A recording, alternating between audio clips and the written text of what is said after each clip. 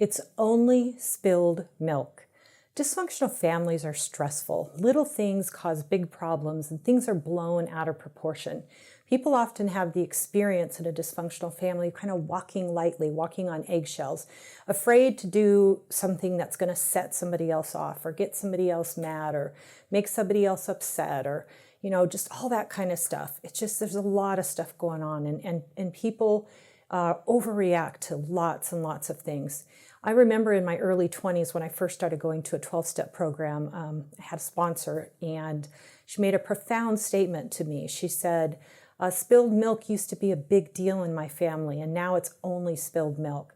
You know what? I didn't need any other explanation. I had grown up in a home with a lot of anger, a lot of overreaction. Spilled milk was a big deal. And I vowed that I would not create a family of my own where spilled milk was a big deal. And I had done it. I had married somebody who also was raised in a dysfunctional home, and man, things were stressful in our home and everything was a big deal and overreaction, and we were just super strict and hard to get a right perspective of things. But when she said that, everything fell into place, and I thought, oh man, I want that. I want to have that home where spilled milk is only spilled milk. And I'm sad to say that it took quite a while to get there, but we finally did. And I can say for sure now that in my home, spilled milk is only spilled milk. And it's an awesome feeling because that really is all that it is. So how can you do that? I mean, how do you get to that point? Well, the first thing that you have to do is you have to get help. You have to recognize that you have a problem. You're overreacting. Things are stressful. Your home isn't healthy. It's dysfunctional. It's not okay. People are uptight. People are afraid. You got to get help so you can get past that point. And then you got to learn how to deal with your own emotions in a healthy way, because that story of how when the dad goes to work and the boss gets upset with the dad and the dad comes home and he gets mad at mom and mom gets mad at the oldest kid who gets mad at the other kid who gets mad at the dog and treats the dog mean, and then the dog chases the cat, and then the cat says, oh, I'm going to run after the mouse, That's kind of what we do when we vomit our emotions out onto other people in a toxic way. That's where we're going to overreact to little things. So we have to learn, each of us, to deal with our emotions in a healthy way so that we won't do that. And we have to learn to value people over things. I have to tell you, there was a time when the milk spilled and I would think, it's 25 cents of milk. And it wasn't important. Kids have accidents. Kids make mistakes. Adults make mistakes. We don't have to be perfect, and it's impossible to be perfect. And the best thing to do is just to wipe it up, And the next thing is to not excuse mistreating anyone, from the littlest one in the family to the adults, to the mom, to the dad, to, nobody can be excused. The little ones can't, big kids can't pick on the little ones can't pick on the big ones.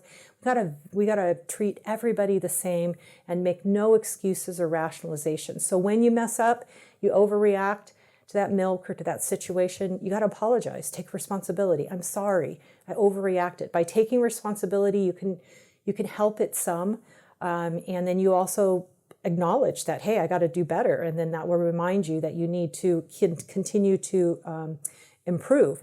Take responsibility for your stuff. Don't blame it on other people. Don't blame it on your wife. Don't blame it on your husband. Don't blame it on the kids or your parents.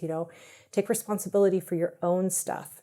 And then the next one is to purposely bring laughter and light into your home. And, I can really see how I can do that now. Of course, I have grandkids, and it's much easier with the grandkids to laugh at the things that they're doing at the dinner table, with playing with their food and making funny faces with it with their tongue, or not wanting to eat it, or doing something with it, and we laugh. And we wouldn't have laughed with our kids when they were that same age. And I wish I would have laughed more about that, because it's not important.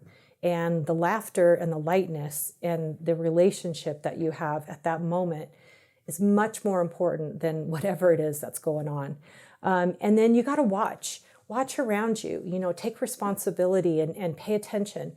Do people walk on eggshells around you? Ask your family members, hey, do I overreact? Are you comfortable being yourself with me? When do you notice that I'm, in a bad mood, or when am I more difficult to get along with? Or when do I appear to be touchy? Or I give you permission to tell me when you're feeling scared around me or feeling like I'm going to blow up, or when I did overreact. That will help you a lot. So the thing that you have to remember is you have to get that right perspective. Spilled milk is only spilled milk. You can wipe it up with a rag and it's done. But if over that spilled milk, you react to where you cause damage to your relationship with another person, then you cannot undo that damage. You don't easily wipe that away with a rag, because when we leave those wounds and those stains on the hearts of people we care about, it takes more than just wiping that up with a rag. And you can't do that too much without causing some real damage to your relationship. So my prayer for you right now is that you would really, really, really learn to recognize that it honestly is only spilled milk. I'm going to give you a couple of scriptures that go along with that. Proverbs 12:16, the first part says, "Fools show their annoyance at once." Ouch. That kind of can describe some of us, especially when we're allowing ourselves, and we allow ourselves, because you don't do that at work and with everybody else, and you might have just come from the grocery store and been perfectly smiley and nice with the clerk, and then come home and been really irritable and show your annoyance with your family. See, we make choices. And the next one, Proverbs 19:11 says, "A person's wisdom yields patience. It is one's glory to overlook an offense." It is to your glory to choose to overlook that spilled milk. And I'm not talking about the big stuff that you need to pay attention to in order to keep somebody accountable and responsible. I'm talking about that little stuff that doesn't matter, that we have to learn to overlook and just kind of get over and react to it as if it's no big deal, because it really isn't. So thank you for watching this video on Change My Relationship.